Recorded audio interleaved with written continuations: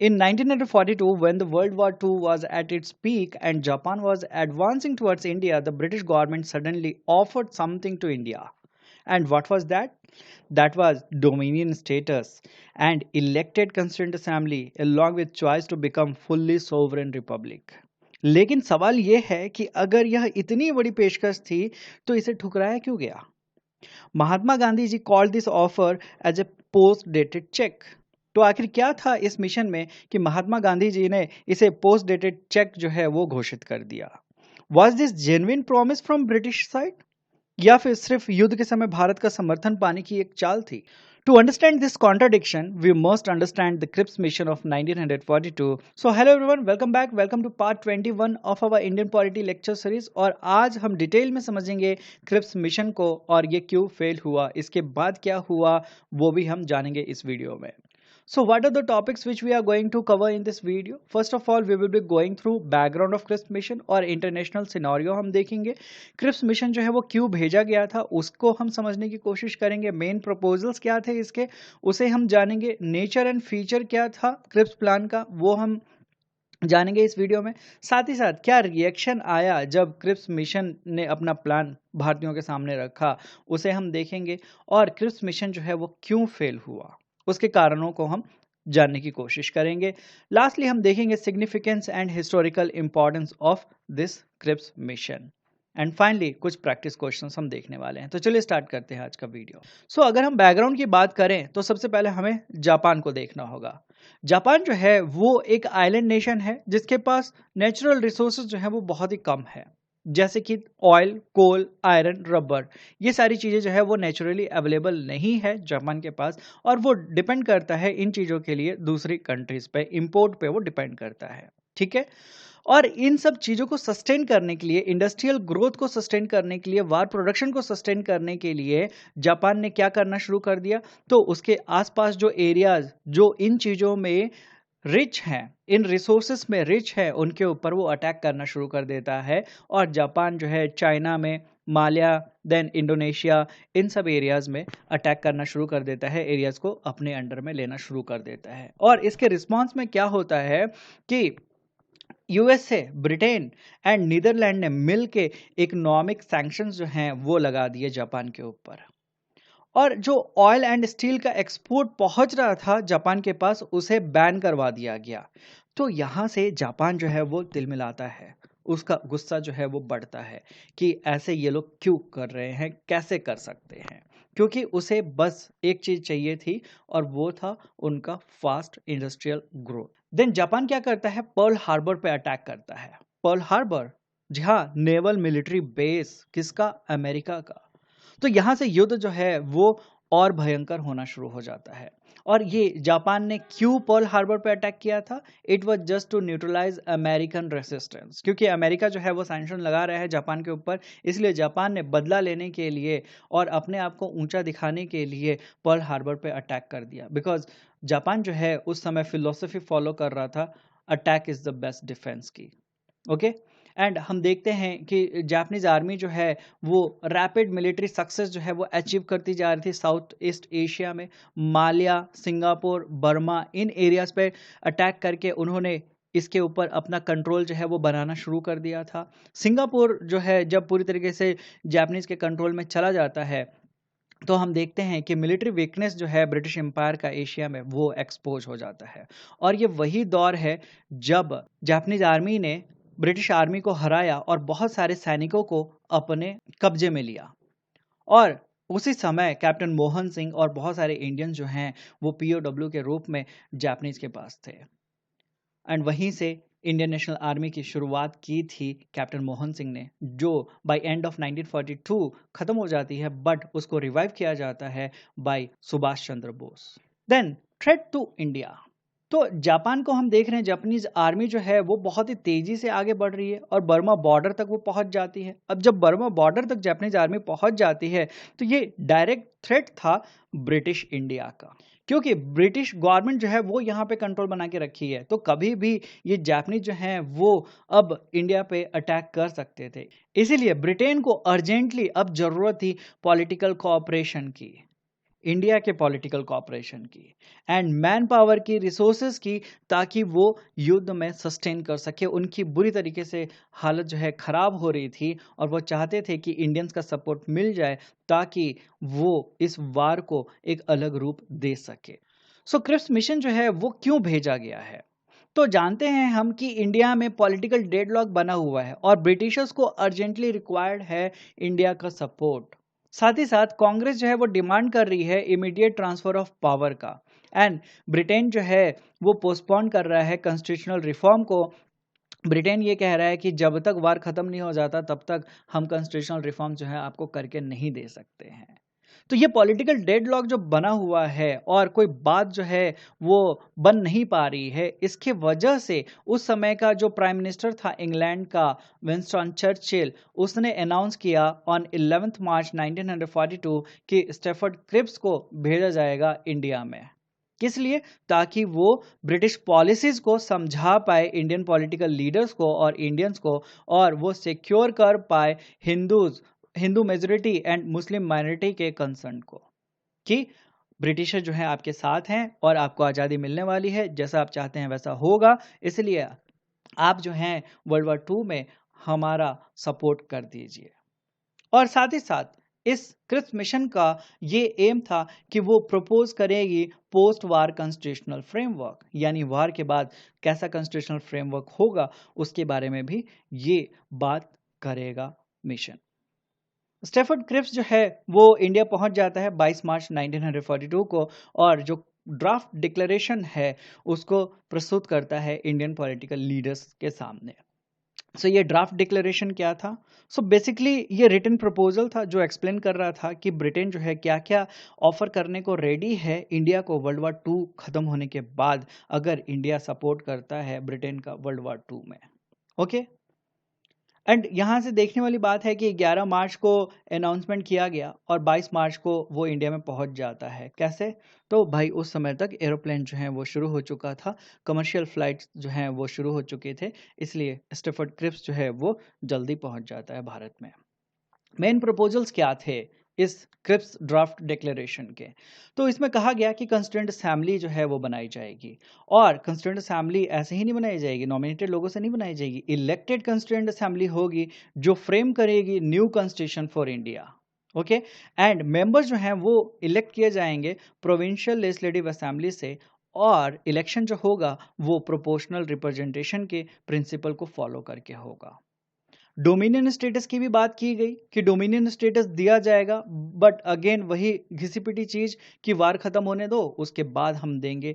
और इंडियंस को राइट दिया गया कि वो डिसाइड कर सके अपना future relation with British Commonwealth, यानी यहां से कह दिया गया कि इंडियंस खुद डिसाइड कर सकते हैं कि आगे वो ब्रिटिश कॉमनवेल्थ के साथ रहना चाहते हैं या वो पूरी तरीके से अपने आप को ब्रिटिश कॉमनवेल्थ से अलग कर लेना चाहते हैं। देन राइट टू सेसेशन की बात की गई, यानी सेपरेट होने का अधिकार जो है वो भी इस मिशन के द्वारा दिया गया, जो कि काफी कंट्रोवर्शियल था। इसमें यह कहा गया कि प्रोविंसेस जो एक्सेप्ट नहीं करना चाहते हैं नए कॉन्स्टिट्यूशन को, वो अलग हो सकते हैं, वो अपना एग्जिस्टिंग कॉन्स्टिट्यूशनल पोजीशन जो है वो होल्ड कर सकते हैं, या फिर आगे जाके बाद में वो सेपरेट यूनियन जो है वो बना सकते हैं। सो इनडायरेक्ट वे में पार्टीशन की बात जो है वो एक्सेप्ट कर ली गई थी यहाँ पे, ठीक है, क्रिप्स मिशन में। ये बात आपको ध्यान में रखना है। एंड ब्रिटिश गवर्नमेंट जो है वो साइन करने के लिए तैयार है कोई ट्रीटी जो इंडियन यूनियन के साथ हो या फिर नॉन एक्सेडिंग प्रोविंसेस के साथ हो। तो इनडायरेक्ट वे में ये बात जो पार्टीशन की मानी गई, ये मुस्लिम लीग को समझ में नहीं आई, बट ये जो क्लाउज था इसने इनडायरेक्टली एक्सेप्ट किया गया कि पाकिस्तान की पॉसिबिलिटी है, बट उसने पाकिस्तान वर्ड जो है वो क्लियरली यूज नहीं किया। और जैसा कि हम जानते हैं कि मुस्लिम लीग को लॉलीपॉप मिला हुआ था और लॉलीपॉप खाने की वजह से दिमाग में कीड़ा घुसा, और दिमाग में कीड़ा घुसा तो दिमाग ठीक से काम नहीं कर रहा था, इसलिए वो समझ नहीं पाए कि उनका पाकिस्तान का डिमांड जो है वो मान लिया गया है, और मुस्लिम लीग ने अपोज किया इस मिशन का। ठीक है, अब इंडियन प्रिंसली स्टेट्स के लिए क्या कहा गया? तो इंडियन प्रिंसली स्टेट्स के लिए यह कहा गया that they are allowed to participate in constitution making. Princely state जो हैं वो अलाउड हैं कॉन्स्टिट्यूशन मेकिंग प्रोसेस में, वो पार्टिसिपेट कर सकते हैं एंड वो फ्री हैं to decide whether to join the union और नॉट।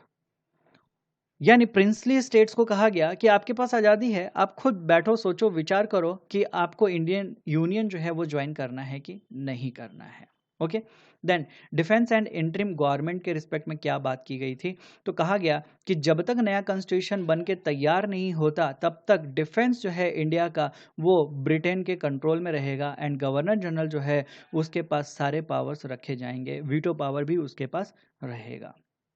ठीक, एंड इंडियंस को इनवाइट किया गया कि आप वार काउंसिल में पार्टिसिपेट करो, कॉमनवेल्थ में पार्टिसिपेट करो और एलाइड पावर का आप साथ दो।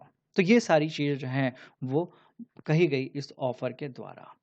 अब नेचर एंड फीचर क्या था क्रिप्स प्लान का, तो पॉजिटिव एस्पेक्ट अगर हम देखें तो फर्स्ट टाइम एक्सप्लिसिट वे में खुलेआम कंस्टिट्यूएंट असेंबली की बात जो है वो एक्सेप्ट कर ली गई थी ब्रिटिश सरकार के द्वारा एंड कॉन्स्टिट्यूशन मेकिंग जो है वो पूरी तरीके से इंडियंस के हाथ में दिया जाएगा, ये बात भी एक्सेप्ट कर लिया जाता है ब्रिटिश सरकार के द्वारा। First time right of cessation यानी अलग होने का अधिकार एंड डोमिनियन स्टेटस की बात जो है वो खुलेआम ऑन पेपर जो है मान ली गई थी, एक्सेप्ट कर ली गई थी ब्रिटिश सरकार के द्वारा। और ये जो स्टेप था यानी क्रिप्स प्लान जो था वो अगस्त ऑफर के आगे एक स्टेप लेकर आता है भारत को, यानी जो डिमांड्स वहाँ पे नहीं माने गए थे, आसानी से नहीं माने गए थे, अब वो डिमांड जो है वो आसानी से माने जा रहे थे। देन लिमिटेशंस की हम बात करें तो सबसे पहला लिमिटेशन आ जाता है कि कोई भी इमीडिएट ट्रांसफर ऑफ पावर की बात नहीं की गई थी। डिफेंस का जो कंट्रोल है वो ब्रिटिशर्स ने अपने पास ही रखा था, गवर्नर जनरल के पास वीटो पावर अभी भी था एंड प्रोविंशियल सिसेशन का जो प्रोसीजर होगा वो पूरी तरीके से अनक्लियर था। ट्रीटी किस तरीके से इन्फोर्स की जाएगी उसका कोई मैकेनिज्म ही नहीं था, उन चीज़ों को कभी डिफाइन ही नहीं किया गया था, जो कि बड़ा लिमिटेशन बन जाता है क्योंकि इन चीज़ों से ये उभर के आता है कि ब्रिटिश गवर्नमेंट बस कैसे भी करके इंडियंस का सपोर्ट लेना चाहती है, वो बहला फुसला के बस इंडियन लीडर से कहलवा लेना चाहती है कि हाँ हमें ये सारी चीज़ें मंजूर है और हम आपका वर्ल्ड वार 2 में सपोर्ट कर रहे हैं। ठीक है, तो ये लिमिटेशंस थे, ये डीमेरिट थे क्रिप्स मिशन के। रिएक्शन क्या आया क्रिप्स मिशन के खिलाफ में, तो इंडियन नेशनल कांग्रेस ने पूरी तरीके से रिजेक्ट कर दिया इस प्रपोजल को। और रीजन क्या दिया इंडियन नेशनल कांग्रेस ने, तो कहा कि ब्रिटिशर्स ने डिफेंस अपने पास ही रखा है, गवर्नर जनरल जो है उसके पास ऑटोक्रेटिक पावर अभी भी है, वीटो पावर अभी भी है एंड प्रोविंसेस को सेसेशन का अधिकार दिया गया है, that is against the unity of India and that is threatening the unity of India. Because Indian national Congress जो है वो भारत के टुकड़े नहीं होने देना चाहती थी, उनका ये पॉइंट था और इस वजह से उन्होंने क्रिप्स मिशन को रिजेक्ट कर दिया। गांधी जी ने कहा that it is a post dated cheque on a falling bank और ऑन ए क्रैशिंग बैंक, यानी ऐसे बैंक के नाम पे हमें भविष्य का चेक दिया जा रहा है, जो बैंक एग्जिस्ट करेगा कि नहीं करेगा वो पता ही नहीं है। ठीक है, मुस्लिम लीग का क्या रिएक्शन आया, तो मुस्लिम लीग ने भी रिजेक्ट कर दिया क्रिप्स मिशन के प्रपोजल को। क्यों? क्योंकि क्लियरली एक्सप्लिसिटली पाकिस्तान वर्ड जो है वो नहीं यूज किया गया था, उनको ये नहीं बोला गया कि हाँ पाकिस्तान जो है वो क्रिएट होना चाहिए, शब्दों में ये चीज़ नहीं बोली गई, भले ही इनडायरेक्ट वे में ये चीज़ जो है ब्रिटिशर्स ने बोल दी थी, इस वजह से मुस्लिम लीग ने ये प्रपोजल जो है वो रिजेक्ट कर दिया। और मुस्लिम लीग ने कहा कि वेग फ्यूचर ऑप्शंस जो हैं वो दिए जा रहे हैं, यानी अस्पष्ट फ्यूचर ऑप्शंस जो हैं वो सिर्फ रखे जा रहे हैं, इसलिए हमें ये प्रपोजल जो है वो मंजूर नहीं है। और इस तरीके से Indian national Congress and Muslim league दोनों के द्वारा ये प्रपोजल जो है वो रिजेक्ट कर दिया जाता है। सो अदर ग्रुप्स का क्या रिएक्शन था, हिंदू महासभा एंड लिबरल्स का कहना था कि प्रोविंशियल सिसेशन का जो अधिकार दिया गया है ये सही नहीं है, इससे भारत की अखंडता जो है वो खत्म हो जाएगी, भारत के टुकड़े टुकड़े हो जाएंगे, तो ये चीज़ नहीं होनी चाहिए, इसलिए उन्होंने भी रिजेक्ट कर दिया। सिख्स जो हैं उनको डर था कि पंजाब का पार्टीशन ना हो जाए और डिप्रेस क्लास जो है वो कह रही है कि माइनॉरिटीज़ के सेफ गार्ड जो है उसको ध्यान में नहीं रखा गया है। सो क्रिप्स मिशन फेल क्यों हुआ, तो सबसे पहला और सबसे बड़ा कारण था कि वो पावर को इमिडिएटली ट्रांसफ़र करने के लिए रेडी ही नहीं हो रही थी। कांग्रेस ने अपोज किया कि डिफेंस का कंट्रोल जो है ब्रिटिश गवर्नमेंट अपने पास ही रखेगी जब तक भारत का संविधान बनके तैयार नहीं हो जाता, और गवर्नर जनरल के पास ही वीटो पावर है। मुस्लिम लीग जो है वो डिससेटिस्फाइड थे, क्योंकि पाकिस्तान के क्रिएशन की बात को पब्लिकली एक्सेप्ट नहीं किया ब्रिटिश गवर्नमेंट ने, एंड ट्रीटी किस तरीके से इन्फोर्स की जाएगी इसके रिगार्डिंग कोई प्रोसीजर की बात हुई ही नहीं थी। इसलिए सबको लग रहा था कि ये बस हवा में तीर मार रहे हैं, कुछ ये देने वाले हैं नहीं, बस ये वार में सपोर्ट ले लेंगे और फिर हमें ऐसे ही बेसहारा छोड़ देंगे, हमारे ऊपर रूल जो है ये कंटिन्यू करेंगे। ठीक है, और ये समझ लिया गया कि वार टाइम का पॉलिटिकल मैनोवरिंग है, बस बहलाने फुसलाने की ये बात चल रही है, ये कोई सिंसियर ऑफर नहीं है ब्रिटिश गवर्नमेंट की तरफ से। सिग्निफिकेंस एंड हिस्टोरिकल इंपॉर्टेंस देखें तो पहली बार कॉन्स्टिट्यूएंट असेंबली की बात जो है वो एक्सेप्ट की जाती है, एंड राइट ऑफ सेसेशन जो है वो भी एक्सेप्ट कर लिया जाता है, जो अपने आप में बहुत बड़ी बात है, क्योंकि यहाँ से पार्टीशन की बात जो है वो एक्सेप्ट कर ली जा रही है और यहाँ से कॉन्स्टिट्यूशन बनाने का अधिकार जो है वो दिया जा रहा है भारतीयों को, और पार्टीशन का जो फाउंडेशन है वो तैयार हो जाता है यहाँ से। इस ऑफर ने डेमोन्स्ट्रेट किया कि ब्रिटेन जो है वो हेवली डिपेंड कर रहा था इंडिया पे ड्यूरिंग वर्ल्ड वार 2, और इस प्रपोजल के फेलियर के बाद क्या आता है, हिस्टोरिकल क्विट इंडिया मूवमेंट। महात्मा गांधी जी जो हैं वो आगे बढ़ते हैं, और वो इंसान जो हमेशा अहिंसा की बात करता है उसने कह दिया डू और डाई, आजादी पाने के लिए अब करो या मरो। सो क्रिप्स मिशन की असफलता ने कांग्रेस को विश्वास दिला दिया कि ब्रिटिश सरकार पावर देने के लिए तैयार नहीं है, इसलिए गांधी जी ने अगस्त 1942 में क्विट इंडिया मूवमेंट स्टार्ट कर दिया, जिसका एम था तुरंत ब्रिटिश शासन को खत्म कर। सो अब कुछ क्वेश्चंस देख लेते हैं। पहला क्वेश्चन कह रहा है who describe the Cripps mission as post dated cheque on a falling bank. तो ये स्टेटमेंट किसके द्वारा दिया गया था, महात्मा गांधी जी के द्वारा। Second question, the Cripps mission was sent to India mainly to, यानी क्रिप्स मिशन का मेन एम क्या था। पहला ऑप्शन कह रहा है और to offer complete independence to India, क्या पूरी आजादी देने के लिए आया था यह मिशन, तो जी नहीं। Option B, secure Indian cooperation in the second world war, second world war में इंडिया का कॉपरेशन जो है वो पाने की मंशा से क्रिप्स मिशन भेजा गया था। तो थर्ड स्टेटमेंट क्या कह रहा है, एस्टैब्लिश प्रोविंशियल ऑटोनॉमी, क्या प्रोविंशियल ऑटोनॉमी एस्टैब्लिश करने के लिए ये मिशन भेजा गया था, तो जी नहीं। Then option D, implement the government of India act 1935, तो जी नहीं। सो सही आंसर क्या है, ऑप्शन बी, इंडियंस का कॉपरेशन जो है वो ब्रिटिशर्स ले पाए ड्यूरिंग वर्ल्ड वार 2, इसीलिए क्रिप्स मिशन जो है वो भेजा गया था। सो that's all in this video. I hope कि आपको वीडियो पसंद आया होगा। वीडियो पसंद आया होगा तो प्लीज़ वीडियो को लाइक कर दीजिएगा, वीडियो को शेयर कर दीजिएगा। कुछ डाउट्स रह गए हों या आप अपनी कोई बात मुझ तक पहुंचाना चाहते हो तो कमेंट करके आप उस चीज़ को कर सकते हैं। चैनल को आपने अभी तक सब्सक्राइब नहीं किया तो प्लीज़ चैनल को सब्सक्राइब कर लीजिएगा and hit the bell icon to get the latest notification. So that's all in this video. I will be catching you in next video with CR formula and Desai Liaquat Pact. Till then, take care. Bye bye. Thank you. Jai Hind.